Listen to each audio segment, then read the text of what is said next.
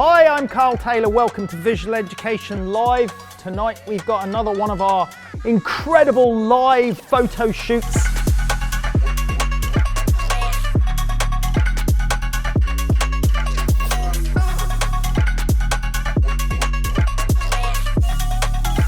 A product photo shoot tonight. In fact, it is going to be a set of headphones. Let's take a look at the picture, Ben.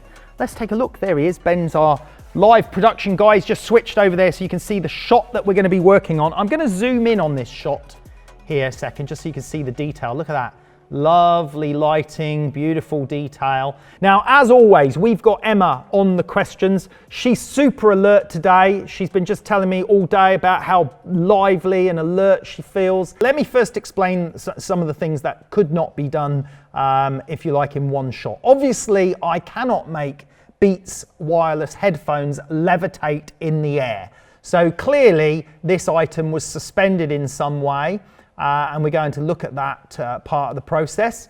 And also the area that it's photographed on. If you look at the horizon line here, this faint horizon line, this has been extended out a little bit because I needed, for lighting reasons, to actually keep the shooting area quite narrow. And I'll explain that in the process of shooting and why that's important. But you'll understand that as we move through.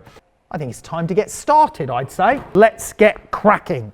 Right, let's take a look at the product itself. When we're looking at the product, obviously remember that we need to examine the product, we need to decide which angle, the way we want to look at it. Obviously this says wireless on the side of the product here. So this is absolutely key, if you like, in the advertising message in demonstrating to people that these are wireless headphones.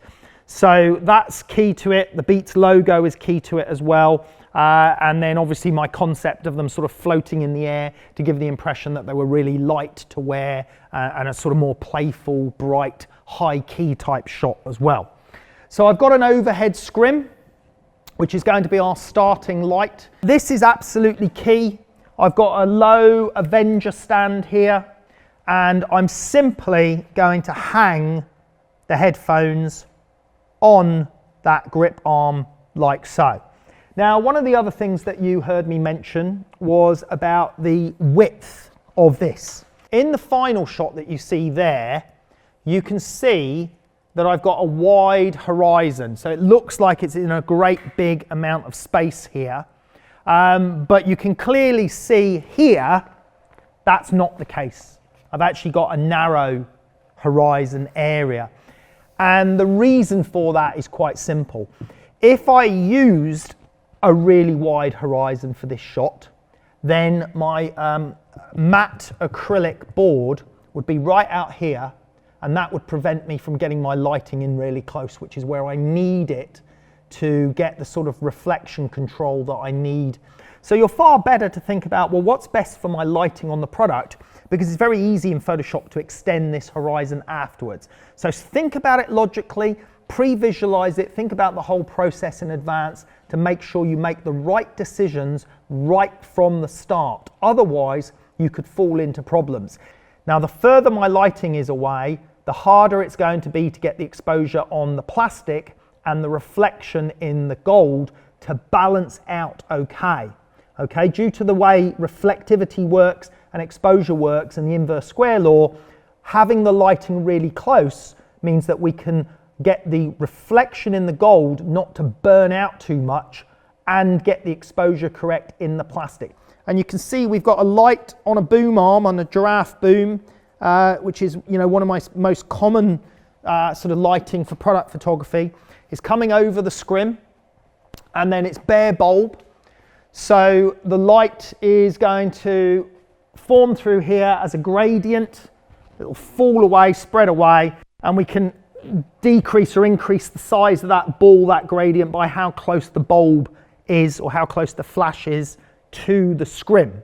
Okay, right, let's start off with our background. Okay, we're going to start with our background light. So we've got two Octabox 75s, one here, one there, just to spread the light a little bit more evenly, get the light spread around. Now, the first thing you're going to notice here as well when I'm looking at this shot is I'm not looking down on the product, okay? Remember, with a lot of our product images, We want to make the product look powerful. So we don't want to be looking down on it, making it look sort of inferior. So I'm shooting at this sort of level here. So I'm kind of looking up into that bit there. Now I'm going to start with the background lights and the background lights only. So let's flick the top light off now, out of the way. I'm shooting with an 80mm lens at the moment, which on a 35mm camera is equivalent to about 55, 60mm, somewhere around there. So the Hasselblad focus software I can shoot tethered into. We could do this shot on 35mm. We're doing it on Hasselblad because it gives a nice clear image for you guys to see in the tethered operation. I'm going to go for f16, 100 ISO. You can see my shutter speed there at 3/50th at the moment. That's just enough sync speed for me to block out any modeling lights and all the rest of it. And let's take a test shot. So this is f16, 100 ISO, 3/50th, and there you can see, we can see silhouetted headphones, and we can see we have not got a white wall. Notice, if you've watched a few of our other product photography live shows, is that I usually decide on my shooting aperture in advance and then adjust the lights to suit. I don't adjust my aperture to suit the lights. That would just be silly. And that is actually a common mistake that photographers do. You need to decide on your aperture based on the depth of field requirements, based on the creative requirements of the shot. So I know I want to get a decent amount of depth of field on these products. So f16 is the number I'm sticking with. And come hell or high water, we're going to have to adjust the lighting or the ISO to suit, not the aperture. Right, she's gone up 2 stops for me. We're ready to take another shot now. She's increased 2 stops on the background. Let's take a look, see what happens. There we go, we start to get towards white now. Now what I'll do here is I will take some measurement values. So I'm going to just bring up my measurements. I'm going to take a couple of measurements here. We can see that we're not quite at pure white yet. We're just under 200 there. Remember, pure white is 255 in each channel. So we're not quite neutral either. So we'll bung another stop on there, please, Ash. One more stop she's added. Shooting that extra stop in. We're up to 244 now. Very, very close to pure white now. Remember, 255 is pure white. It's probably only 0.2 of an f-stop there. So I'm not even worried now. I'm going to leave it at that for the moment because it's actually better to work below pure white to start with and then build up to it. Because if you go right into pure white now, so for example, if she went up 1 stop now, do 1 stop increase, we'll definitely hit pure white, but we'll be beyond pure white, but you won't know you're beyond pure white. So the values, oh actually, was that a full stop? Okay, so it actually took more than I expected. So it's now at pure white, but if we go up another stop on the ISO instead then, if we go up another stop, then your values will say pure white, but you won't know how far over pure white you are.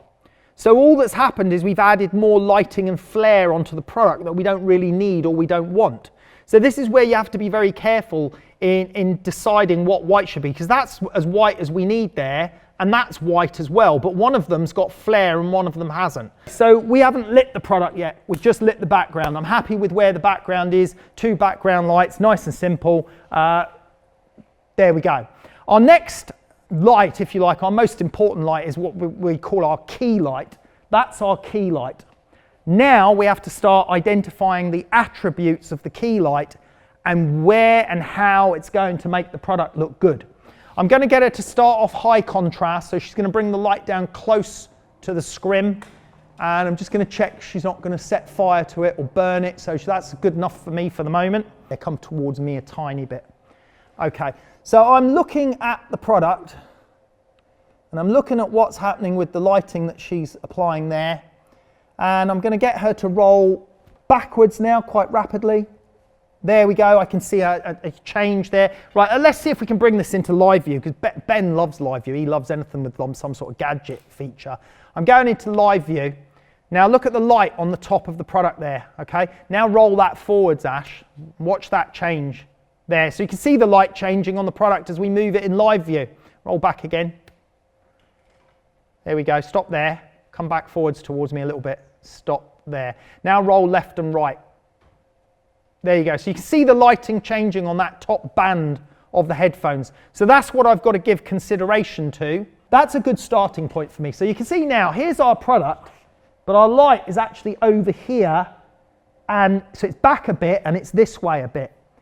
Now, we would never have known that as a guess. We had to look at it to actually see. Okay, we've got to make these decisions visually. So now what we need to decide is the gradient spill of that light and how soft or how harsh that light needs to look. We're going to take a shot.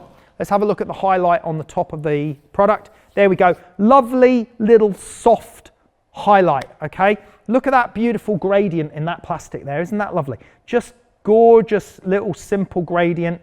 Now, it's a little bit dark, okay? It's not lighting the products enough. The highlight hotspot isn't bright enough. So we're going to add one stop of light on that light, and we're going to take another test shot. And I'm just going to explore the shot. I'm going to look at it, and I'm thinking, right, that's getting there. We're getting some exposure there. It's starting to light up quite nicely. Now, this is now where you could then start to experiment with, well, what would it look like if I make that gradient a little bit softer, or if I make it a little bit harder? Very, very simple to do. So she's got about 10 centimeters away from the scrim. So she's going to go closer to the scrim now. And now she's going to lock it.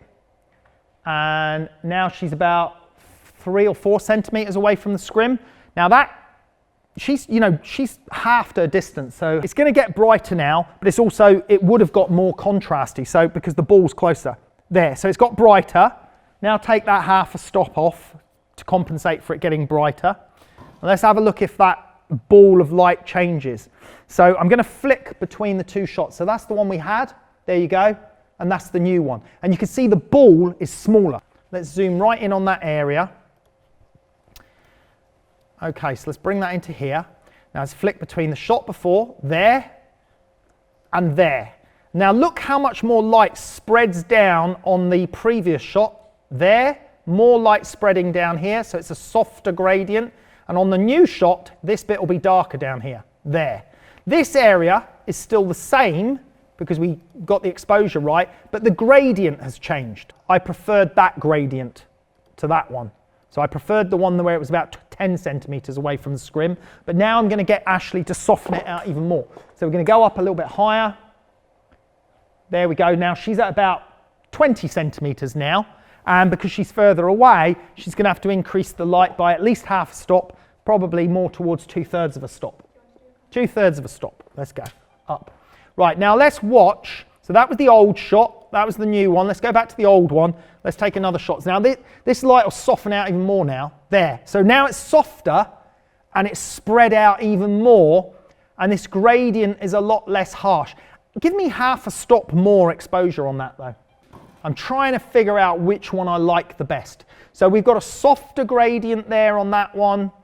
We've got the harder gradient on that. Look at the huge difference between that one and that one. And then we've got the one we did before, which was kind of halfway between. I preferred the one that was halfway between, because if a gradient gets too soft and softens out too far, then it's literally just more like a softbox light. It's not really a gradient anymore. What we need to do now is I want to use some of this top light and bounce some light into this area. This part of the image down here is probably the most important part.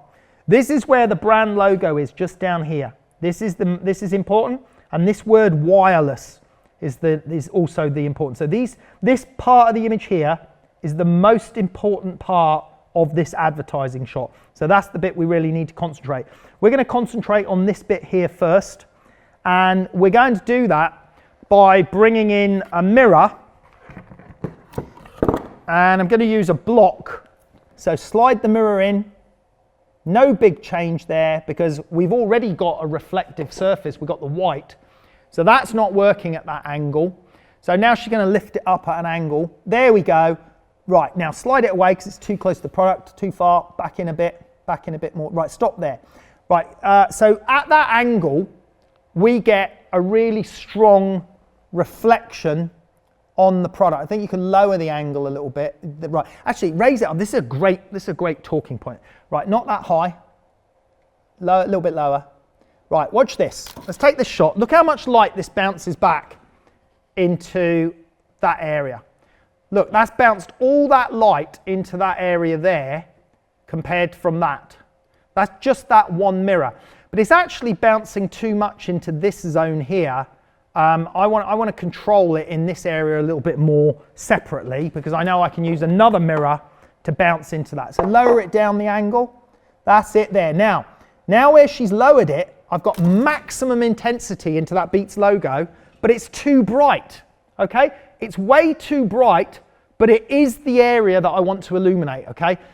Now, how could we overcome that? Well, there's two ways. One, we could not use a mirror, we could use a light source, and then we could just set the amount of light we want exactly, but we can't get a light source in there unless we cut a hole in the table. So the easiest thing is use physics, use logic, and here we're going to use a simple piece of neutral density gel. A neutral density gel is just like a neutral density filter that you put on your camera, and if we place this neutral density gel over the mirror, like so, let that sit in there, we take the shot again, we're going to shave exposure off. There you go, okay? So you can see we've shaved exposure off just by adding that neutral density gel in there. We can show you another little trick here. This looks like another piece of diffusion material, but this is actually not diffusion material. This is actually a polarizing filter. This is the same as the polarizing filters you put on your lenses, except this one's made of plastic, not glass, but we can use polarizers on light instead of on the camera. Let me show you why and how. I'm going to take that away a moment. Now, think about the physics. Look at that image there, Ben, a second. Think about the physics of what we've got going on here. If we zoom in on that image, we've got metal there and plastic. Now, we should all know, I know, Ashley knows, you lot should know, that you can't polarize reflected light off of metal. So this will have no bearing whatsoever on that Beats logo. It will just make it darker, but it won't get rid of reflected light. But it will have a bearing on the plastic. If we polarize the light, we should be able to cut out all of the reflected light from the plastic alone. So if you're in a situation where you needed to just have the logo, the metal part reflecting, but not the surrounding area, then we could go for this option. Now, a polarizer works in exactly the same way as it does on camera. You need to rotate it for the polarization to happen. So Ashley's going to hold this in, then she's going to turn it, and I'm going to have a look through camera at what it's doing. So we'll look at this one. This will look pretty similar to the last shot. There you go, very similar. Looks a little bit brighter because it's not a neutral density filter as such, so it's not cutting out as much light. But if she rotates it 90 degrees, watch it, she just rotated it 90 degrees now, okay? And then we take the shot again. Now look at the shot. Let's look at the difference now. Boom, there you go. If you walk away with just that today, you have spent your money well, haven't you?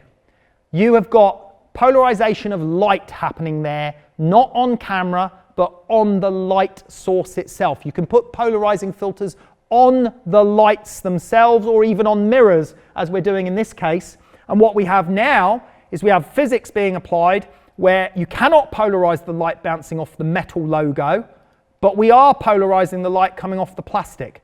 So the metal logo remains exactly the same reflectivity and amount of light, but now we've increased contrast, okay? How clever is that? You can thank me later. You can write in by email and you can thank me later for that. What we're going to now show you is what about if we just half polarize it? Ashley knows what to do to half polarize it. She's just going to turn the filter a quarter turn, like so, and we're going to take the shot again, and we're going to have a look at half polarization, and we bring some of the light back on the plastic.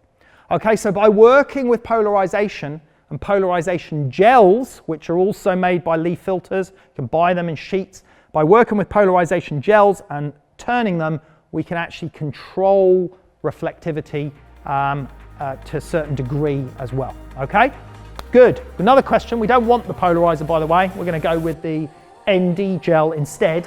If you'd like to get access to hundreds and hundreds of advanced lighting techniques, then why don't you check out visualeducation.com. It's the world's leading visual arts education platform. The video you're watching right now is just highlights from one of our many live shows. And during our live shows, our students can ask questions and interact so that they can further enhance their knowledge of lighting. Join us at visualeducation.com snoot.com. Got one question here from Jaspreet, who's asking, which polarizer is this, circular or linear? Does not make any difference, okay? The circular or linear thing only affects the auto metering on your camera. So a circular or linear polarizer only matters when it's on the camera, because a linear polarizer can upset the autofocus system and upset the metering system. As I neither use autofocus or metering in my camera, I don't care whether I use a linear polarizer or a circular one on my camera. Our next trick, as it were, is actually no, we're gonna try and get a little bit more light in here. Now you see, this mirror did get light up here before, but it didn't get light down there as well when it did it. So we're going to bring another mirror in now. Got a little one there and a little block of wood. And Ashley's now going to put another mirror on top of this one and try and bounce some light into this part of the shot for me. Right, there we go. Lovely. Let's go with that. Right, so we've got this extra mirror, and that extra mirror chucks in that. Now look how beautiful that is now. Look at that lovely gradient. You can actually see that imperfections in the plastic I was talking about, those little shadows that are just running up there. Ben's not going to be happy about that now he's seen that. He's going to take those back to the shop and say, I want my money back. Now, obviously the exposure that's coming into the bottom part of those headphones is all based on the exposure from this light. Remember, we're only using one light on the products. We've got two lights on the white background, but we've got one light. All of this lighting is happening from mirrors, ND filters on the mirrors. So we're going to take that exposure up a little bit, Ash. Going to give me 3/10 of an f-stop on the top light, which will of course increase the light on the top of the product, but it'll also increase the light on the reflection that we're getting from the mirrors. There you go, just added that little bit of light there. Right, now we are now going to bring in another light source. So here we have, this is actually Lee 216 diffusion material this time, and we can just leave this on the roll. And what I need to do is I need to get this in really close. I'm going to get it in close to the product, and then Ashley has got a single point light source, a bare bulb studio light there, and we're going to bring that in and out, in, out, shake it all about, la la la, and I'm going to look through camera while she does that. So what I'm looking for now is lighting in the wireless gold part, the wireless gold part logo. Right, just go up and down in height now a minute so I can just see something. That's worse. That's better. That's too low. Okay, about there, right. So it was about where it was good. Right, now where Ash has got the light at the moment, let's take that shot. Let's have a look what happens in that logo on the side. There, you see that wireless logo just lit up a little bit there? It's not on, is it? No, it's not firing. So actually, the light that you're seeing there in that wireless logo right now wasn't actually light. That was just a reflection of the scrim. So she's going to go back down to power 2 now. We're going to do that again, okay? Let's take a look at what the light does here. There we go. Look at that. Beautiful, right? Look at that beautiful little gradient of light. Now, whoever it was who said before, said, what if you used a softbox? A softbox wouldn't give you that.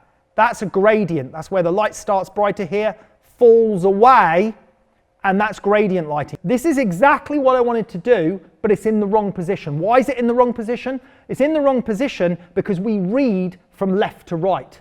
And we need to read the word wireless, and our eye needs to be taken to the W and read across, not be taken to the end of the word, in my opinion. So we want the light down the other end, all right? But before we do that, we're going to add half a stop this time. So we're going up half a stop from this one, and it should get it just to about the right level that I'll be happy with. There we go. Got a little bit of goldy glisten to it, which is nice. But as I said, it's in the wrong position. Okay, so let's fix that. So what I'm going to get Ashley to do is she's going to slide the light down to the back edge. And there she goes, and she's going to stop there, a little bit too far. There we go. And we're going to take a look at that, and we're going to see what it does. I mean, we may be too bright, but we'll take a look at it and see. And that's good there, that's good. Right now, so let's say, for instance, I say to Ash, add half a stop on that for me, Ash. And she's added half a stop, and let's look at the difference. Boom, now that starts to peak too much. So we know where we were was good, so take that half stop back off, and that puts us roughly in that position where we are now. Okay, we've got a question come in. Yeah, we do. We have a question here from Jaspreet, who's asking, how far is the second scrim from the product? The second scrim, come round here, Tim, and have a look from the front. That far, which I would say is about 30 to 40 centimetres away from it at the moment. Right, okay, we're going to continue on with this. Looking really nice. I'm very happy with this. We've only got 2 lights on the product at the moment.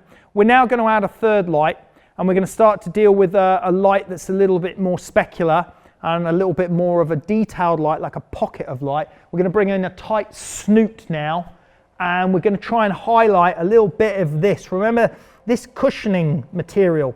This is another thing that these headphones are all about. It's about how soft are they going to feel on your ears, you know, how light are they, how luxurious do they look. So we've got here a small studio light. Doesn't matter what type it is. This is a small Pico light, but it's got a very tight snoot, gridded snoot on here that will make a very small patch light. You could use any snoot. You could use a cone of cardboard if you want, but we're just talking about making a small patch light. This isn't a projection attachment. It's just a small honeycomb grid type light. Right, let's get this in. Now, while we make this, to see what we're doing here, we need to turn the other lights off. Right, so there you go. As I move that around, you see how small that beam is? Look, because you can see it on there. Now, the only way I can make this beam smaller is just make it closer. Okay, the further away it is, the bigger the circle is.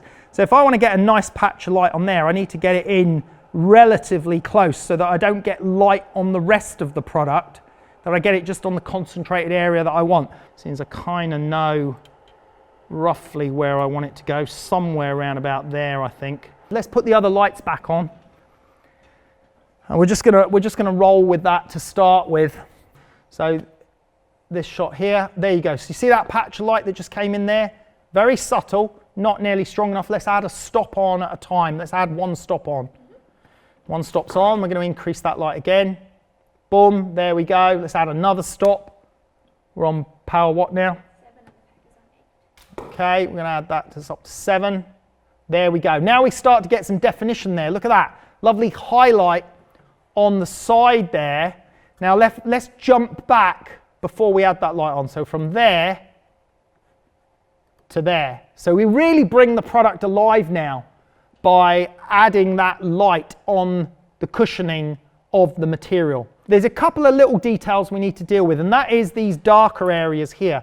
Look, if we take a look here, just here, that black bit there, and this black bit and that reflection. This reflection here is a massive problem for me because it's distracting. It doesn't look clean, doesn't look smooth. So what we're going to do now is we're going to just shoot these separately, these little elements separately, so we can comp those layers in. So when a mirror gets too big to handle, then you go for your little silver foil card. This is where the assistant needs to be really careful because we cannot have the product getting knocked now. Otherwise, we'd have to, start the shots again to make sure that we can layer these shots up correctly. She's going in there on that one. You're going to angle it for me. No, change, go lower. There we go, something happening there. There, that's it there. Right, okay, so I'm going to take that shot. Let's just have a look and see if that solves that reflection. Yes, it does. It's a bit bright though, okay? You can see that's too high contrast. So we're going to try the matte card, which is a bit wider, but if you kind of hold it in the middle bit, maybe you'll be all right. So now she's really worrying that she's going to knock the products, but there's a good angle. Just do a slight rotation if you can. Stop there.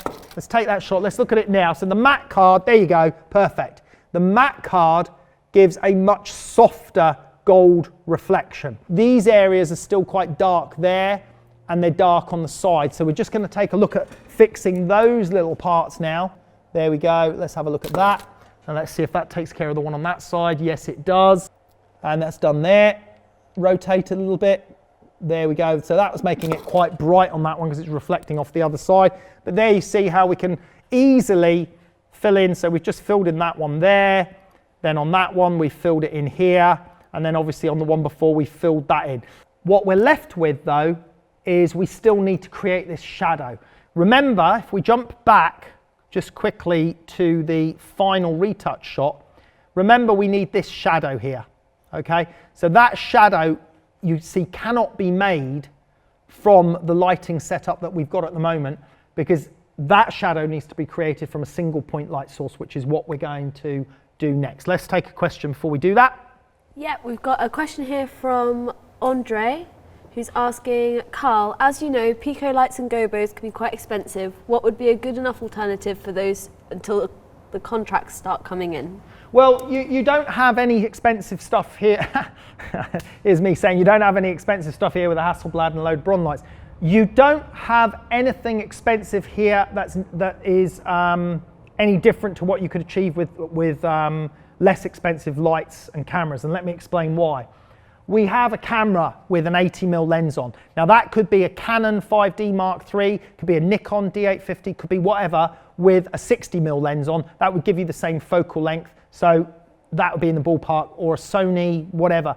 So that's your camera sorted out. The focal length would need to be about 60mm. You've got a couple of rolls of scrim paper there. You've got one roll there, you've got a scrim overhead. That's not expensive, that's a necessity in studio photography. You have two bare bulb lights, one from the top, one from the side. Those could be speed lights if they had to be honest, because we're just talking about a small ball of light. Obviously a studio light's better, but they could have been Elinchron, Bowens, Godox, whatever. Obviously I've got my beautiful Broncolor lights, but we're just talking about a bare bulb light there, so that's nothing. This little Pico light, it doesn't matter that it's a Pico light. As I explained, it could be any studio light, it could even be a speed light. It just needs a snoot on it, a snoot and a grid to make a small pocket of light. So you could have just wrapped a cardboard cone around a light and just tested to make a soft little patch of circle of light. And that's, you know, ignore that it's a Pico light, it doesn't matter, so it's just because it's got a snoot on it, that's why I used it. I could have used this snoot here, look, I could have used that. Could have used a normal snoot with a grid on the end of it to create the same patch light. So there is nothing expensive in reality going on here other than the expense of having some studio lights. Yes, you've got a couple of lights on the background as well, but you could have used one softbox potentially as the background to create a white. You'd have to be careful not to wrap light around the product, but you know, think a little bit outside the box here. We're kind of done with everything now. We just need this shadow, because all this gubbins is in the way of where we want the shadow to be. And when you're getting rid of this gubbins, of course, be careful not to knock your product. Now, to make a strong, sharp shadow, you need a point light source. So a point light source comes from a bare bulb light or any small light source. If we look at the lamp head, remember that's the modeling light there, and that's the flash tube. So the flash tube is actually quite a bit bigger than the modeling lights. So the modeling lights will give you a better shadow than the flash tube will. And that can be a little bit of a problem sometimes. Now what you can do to increase the sharpness of your shadow, if you think about it, that area of light from that flash tube is, say, that big. So maybe that won't give you as sharp a shadow as you want.